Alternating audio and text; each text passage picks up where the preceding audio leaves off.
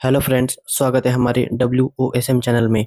आज हम affordable housing finance की एक इंटरेस्टिंग कंपनी के बारे में स्टडी करने वाले हैं, जिसका नाम है इंडिया शेल्टर फाइनेंस। ये कंपनी अफोर्डेबल फाइनेंस सेक्टर में सबसे तेज ग्रो करने वाली कंपनी है और कंपनी ऑलमोस्ट 30 टू 35% से ग्रो कर रही है पिछले कई क्वार्टर से। पर इस क्वार्टर में कंपनी का जो क्रेडिट कॉस्ट है वो थोड़ा-सा बढ़ा है और एनपीए का भी नंबर थोड़ा-सा बढ़ के आया है। तो आज हम इस वीडियो में इसी का रीज़न जानेंगे। आज हम इस वीडियो में देखेंगे कि कंपनी का बिज़नेस मॉडल क्या है, कंपनी का Q3 FY26 का रिज़ल्ट देखेंगे, कंपनी का वैल्यूएशन देखेंगे और मैनेजमेंट का गाइडेंस देखेंगे। तो चलिए स्टार्ट करते हैं आज के इस इंटरेस्टिंग वीडियो को। तो पहले हम कंपनी के बिज़नेस मॉडल के बारे में जानते हैं। तो जैसे कि आप यहाँ पे देख सकते हो कि कंपनी जो है ये अफोर्डेबल होम लोन देती है और लोन अगेंस्ट प्रॉपर्टी भी देती है। और इनका जो बिज़नेस है ये टायर 2 और टायर 3 सिटी में ही है और कंपनी ऑलमोस्ट 15 ईयर से इसी बिज़नेस में है। इंडिया शेल्टर ये एक स्मॉल कैप कंपनी है और इसका जो ग्रॉस मैनेज्ड एसेट है ये 10,365 करोड़ का है। और यहाँ पे अगर हम कंपनी का कस्टमर बेस समझे तो यहाँ पे कंपनी का जो नंबर ऑफ कस्टमर है वो 1,31,100 का है। ठीक है। और यहाँ पे जैसे आप देख सकते हो कि कंपनी का जो कस्टमर है ये 71% जो है वो फर्स्ट टाइम बोरोवर है। मतलब कंपनी अगर 100 कस्टमर को अगर लोन देती है तो उसमें से जो 71 है ये नए कस्टमर है। ठीक है। और कंपनी का जो बिजनेस है वो 91% टायर 2 और टायर 3 के सिटी में है। मतलब कंपनी जो है वो बड़े बड़े सिटीज में बिजनेस नहीं करती है, वो गांव में बिजनेस करती है टायर 2 टायर 3 सिटी में। और कंपनी का जो कस्टमर बेस है वो 80% लोअर इनकम ग्रुप और मिड रेंज ग्रुप का है। उसके बाद कंपनी के जो एप्लीकेंट है मतलब कस्टमर एप्लीकेंट वो 99% वुमन ही है और 76% उनमें से सेल्फ एम्प्लॉयड है। मतलब कोई भी 76% जो कस्टमर है वो बिजनेस ही करते हैं। अभी हम नेक्स्ट कंपनी का ग्रोथ जर्नी देखते हैं। तो जैसे आप यहाँ पे देख सकते हो कंपनी 2010-11 में स्टार्ट हुआ था और तब कंपनी का जो क्रॉस मैनेज एसेट था वो बस 4 करोड़ का था। और कंपनी उसके बाद FY20 तक कंपनी का जो क्रॉस मैनेज एसेट है वो 1520 करोड़ का हो गया था। उसके बाद FY25 तक कंपनी का जो ग्रॉस मैनेज एसेट है वो 8535% का हुआ था। और Q3 FY26 ये जो नंबर है ये 10,365 करोड़ तक पहुंच गया है। तो आप अगर यहाँ पे FY25 तक कंपनी का ग्रोथ कैलकुलेट करें इन टर्म्स ऑफ CAGR तो वो आता है 39% का। तो ये बहुत ही अच्छा नंबर दिख रहा है यहाँ पे। अभी हम नेक्स्ट कंपनी का डिस्ट्रीब्यूशन नेटवर्क देख लेते हैं।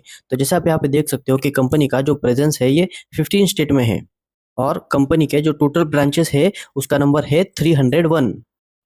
और कंपनी ने इस क्वार्टर में 2 न्यू ब्रांचेस ऐड किया है और FY26 में कंपनी ने टोटल 35 न्यू ब्रांचेस ऐड किया है। और कंपनी का जो FY26 का न्यू स्टोर ओपन का जो गाइडेंस है न्यू ब्रांच ओपन का वो है ऑलमोस्ट 40 टू 45 का। ठीक है। तो यहाँ पे कंपनी यही कह रहे हैं कि हम इन लाइन है in terms of opening new branches. और आप यहाँ पे नीचे देख सकते हो कि कौन से स्टेट में कंपनी के कितने ब्रांचेस है। जैसे फॉर एग्जांपल राजस्थान में 80 ब्रांचेस है, महाराष्ट्र में 39 ब्रांचेस है, MP में 32, यूपी में 26, कर्नाटका में 17, गुजरात में 22, तमिलनाडु में 24 एंड अदर 8 स्टेट में टोटल मिला के 61 ब्रांचेस है। सो ऐसे कंपनी के टोटल 301 ब्रांचेस हो चुके हैं। और कंपनी का यही कहना है कि वो हर फाइनेंशियल ईयर में almost 30 to 40 new branches add करते जाएंगे। अभी हम नेक्स्ट कंपनी के की नंबर्स देख लेते हैं Q3 FY26 के। तो जैसे आप यहाँ पे देख सकते हो कंपनी का जो ग्रॉस मैनेज एसेट है ये 10,365 करोड़ का हो चुका है। अभी यहाँ पे कंपनी ने एक चीज चेंज किया है। जहाँ पे कंपनी ये GMA का नंबर देती थी वहां पे पिछले क्वार्टर पे कंपनी AUM पिछले क्वार्टर तक कंपनी AUM का नंबर देती थी, एसेट अंडर मैनेजमेंट का। तो एसेट अंडर मैनेजमेंट का इस क्वार्टर का जो नंबर है वो है 9,890 का। तो यहाँ पे कंपनी ने ऐसा क्यों किया? क्योंकि जो AUM का नंबर था वो पिछले क्वार्टर तक ऑलमोस्ट 30 से लेके 35% तक ग्रो करता था और कंपनी का यही गाइडेंस था कि वो 30+% से ग्रो करेगा। पर इस क्वार्टर में पहली बार कंपनी का जो AUM का ग्रोथ है वो 30% से कम आया है, वो था 28%। तो इसीलिए शायद कंपनी ने AUM नंबर के बजाय GMA नंबर दिया है। और AUM नंबर का ग्रोथ क्यों कम हुआ? क्योंकि कंपनी का क्रेडिट कॉस्ट बढ़ा, कंपनी का NPA नंबर बढ़ा और कंपनी अभी फोकस कर रही है अपनी कलेक्शन इफिशियंसी पे, बजाय के वो और नए लोन बांटे। जैसे आप यहाँ पे देख सकते हो कि कंपनी का जो क्रेडिट कॉस्ट है वो पिछले क्वार्टर तक 0.5 था, जो कि इस क्वार्टर में वो बढ़ गया है और उसका नंबर है 0.6। और कंपनी का जो gross stage 3 and net stage 3 का जो नंबर है वो 1.5 एंड 1.2 है, जो कि पिछले क्वार्टर तक 1.2 और 0.9 था। तो यहाँ पे कंपनी का स्टेज 3 के बकेट में बहुत ही मैसिव जंप दिखाई दे रहा है यहाँ पे। तो कंपनी के इसके बारे में पूछा तो कंपनी का यही कहना है कि ये वन टाइम हिट है और नेक्स्ट क्वार्टर से ये एनपीए का नंबर और क्रेडिट कॉस्ट का नंबर है वो कम हो जाएगा। और उनका जो एनपीए का जो लॉन्ग टर्म का टारगेट है वो है वो 1.2 और 1.2 और 1.25 के बीच में कंपनी का इन पॉइंट नेक्स्ट फाइनेंशियल ईयर का टारगेट है एनपीए नंबर का। अभी हमें कंपनी का एनपीए का नंबर कंटिन्यूसली ट्रैक करना पड़ेगा कि वो सच में कम होता है या और बढ़ता है। और स्प्रेड का नंबर है 6.6, डिसबर्समेंट का नंबर है 977 करोड़ इस क्वार्टर में। और उसके बाद आरओई का नंबर है 16.6 और एडजस्टेड आरओई का नंबर है 17.1 का। उसके बाद कंपनी का पैट का नंबर है 128 करोड़ का। उसके बाद कंपनी का जो ग्रॉस स्टेज 3 का नंबर है वो है 1.5। अभी हम यहाँ पे कंपनी का कॉस्ट ऑफ फंड का कैसा नंबर है ये देख लेते हैं। तो जैसे आप यहाँ पे देख सकते हो कि कंपनी का जो यील्ड है वो 14.9 है Q3 FY26 का। उसके बाद कंपनी का जो कॉस्ट ऑफ बोरिंग है, मतलब कंपनी जहाँ से पैसा लेती है वो उसका नंबर है 8.3 का। और जो कंपनी का स्प्रेड बनता है वो है 6.6। तो ये नंबर तो हमें बहुत ही अच्छा दिख रहा है, क्योंकि क्या हुआ कि आरबीआई ने रेट कट किया, उसका फायदा कंपनी को बहुत अच्छी तरीके से हो रहा है। तो इसको अगर हम आसान भाषा में समझे तो कंपनी पैसा लेती है दूसरे बैंकों से 8.3% के इंटरेस्ट रेट पे, और उसके बाद कंपनी आगे अपने कस्टमर को लोन देती है 14.9% के इंटरेस्ट रेट पे। और जो इनका जो डिफरेंस है 6.6, ये बनता है स्प्रेड, मतलब इतना कंपनी को होता है प्रॉफिट। तो ये नंबर तो हमें बहुत ही अच्छा लग रहा है। अभी हम यहाँ पे कंपनी का एसेट क्वालिटी का नंबर एक बार देख लेते हैं। तो जैसे आप यहाँ पे देख सकते हो Q3 FY26 में कंपनी का जो स्टेज 3 बकेट का जो नंबर है ये है 1.5। ये जी ग्रॉस एनपीए का नंबर है। उसके बाद अगर हम नेट एनपीए का नंबर देखें तो वो है 1.2% का। अगर आप पिछले कुछ क्वार्टर या कुछ फाइनेंशियल ईयर का नंबर देखोगे तो इस क्वार्टर में ये नंबर सबसे हाईएस्ट लग रहा है यहाँ पे, ठीक है। और यहाँ पे 30+ डीपीटी बकेट भी 5% तक पहुंच गया है। सोचो, ये मतलब बहुत ही खराब नंबर दिख रहा है यहाँ पे। अगर पिछले आप क्वार्टर का देखोगे तो वो ऑलमोस्ट देखो 3.7, 3.1, 4.5 ऐसे ही, मतलब 5 के नीचे ही है। और इस क्वार्टर में ये नंबर 5% से ऊपर पहुंच गया है। और उसके बाद कलेक्शन इफिशियंसी का नंबर भी देखोगे तो वो 98% है। तो इसका भी नंबर डाउन होते जा रहा है। कलेक्शन इफिशियंसी मतलब कंपनी का जो लोन दिया है उसको कलेक्ट करने की जो इफिशियंसी है वो भी कम हो गई है। इसीलिए कंपनी अभी डिसबर्समेंट के बजाय कलेक्शन कलेक्शन पे फोकस कर रहा है। अभी हम नेक्स्ट कंपनी का कस्टमर बेस कैसा है उसका नंबर एक बार देख लेते हैं। तो जैसे आप यहाँ पे देख सकते हो ये नंबर है दिसंबर 25 तक, ठीक है। तो यहाँ पे अगर प्रोडक्ट मिक्स का नंबर देखोगे तो कंपनी होम लोन देती है 57% का, ठीक है। और उसके बाद लोन अगेंस्ट प्रॉपर्टी देती है 43% का। इस पे कंपनी का यही कहना है कि वो यही रेशियो मेंटेन करके चलेगी, मतलब लॉन्ग टर्म में उनका जो रेशियो होता है वो होम लोन का जो रेशियो होता है वो 60% होता है और लैब का जो रेशियो होता है वो 40% होता है। तो कंपनी इसी ट्रेजेक्टरी को फॉलो करना चाहती है। उसके बाद कंपनी का जो प्रोफाइल है, मतलब जो सैलरीड कस्टमर है उसका परसेंटेज है 24%, और जो सेल्फ एम्प्लॉयड का जो परसेंटेज है वो 76% है। उसके बाद कंपनी टायर 1 सिटी में 9% उनका कस्टमर बेस है। उसके बाद टायर 2 सिटी में 35% कस्टमर बेस है। उसके बाद टायर 3 सिटी में 56% कस्टमर बेस है। उसके बाद कंपनी 5 to 10 लाख का लोन देती है 43% लो कस्टमर्स को, मतलब 43% कस्टमर ऐसे हैं जो 5 से 10 लाख के बीच में लोन लेते हैं। उसके बाद कंपनी 10 to 15 लाख के बीच में 26% कंपनी के कस्टमर है। उसके बाद 15 to 20 लाख के बीच में कंपनी के 12% कस्टमर है। उसके बाद 20 to 25 लाख के बीच में 7%। उसके बाद 25 लाख तक कंपनी के 6% कस्टमर है।